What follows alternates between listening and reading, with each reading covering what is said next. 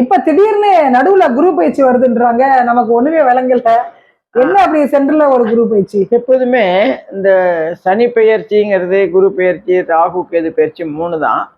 அதுக்கப்புறம் இப்பதான் வந்து சுக்கிர பெயர்ச்சி, செவ்வாய் பெயர்ச்சி அப்படி ஒன்று ஒன்று ஆட் பண்ணிட்டே போறாங்க. ஆக்சுவலா இருக்கிறது குரு பெயர்ச்சி, சனி பெயர்ச்சி 2 தான். அப்புறம் தான் ராகு கேது பெயர்ச்சி சொல்லுவாங்க.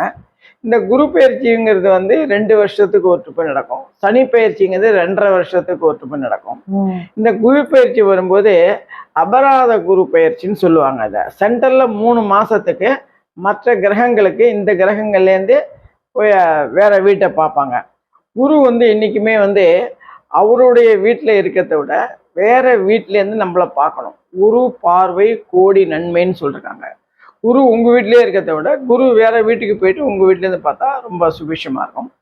அதுவும் இப்போ வந்து இந்த மீனராசிக்காரங்களுக்கு ஒரு 2.5-3 வருஷமா அவ படாத பாடு, எதுக்குடா இந்த வாழ்க்கை, இந்த வாழ்க்கையே தேவைதானா நமக்கு, நம்ம வாழ்ந்து என்ன சாதிக்க போறோம் இனிமே அப்படிங்கிற ஒரு ஸ்டேஜுக்கு போய் இருந்துட்டு இருந்தாங்க.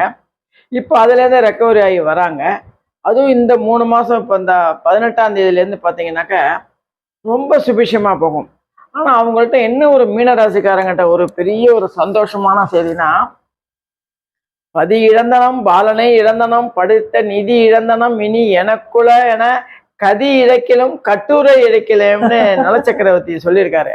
அதே போல இந்த மீனராசிக்காரங்க எவ்வளவு கஷ்டங்கள் நஷ்டங்கள் வந்தாலும் இந்த தர்ம நியாயங்களுக்கு கட்டுப்பட்டு நடப்பாங்க. அன்புக்கு ரொம்ப அடிமையானவங்க.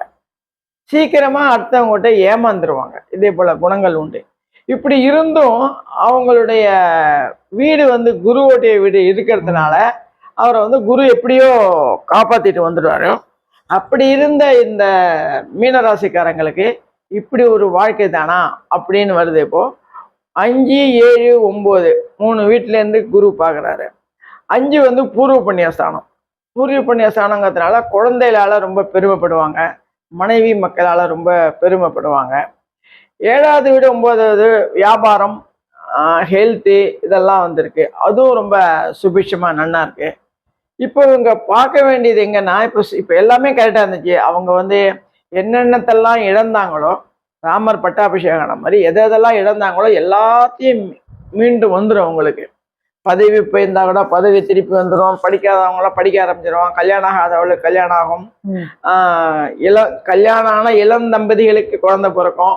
ஆற்றுல யாராவது வயசானவா இருக்கா, அவளுக்கு பேரம்பேத்திகள் ஆசைப்பட்டாலும் இப்போ பேரம்பேத்திகள் கிடைக்கும்.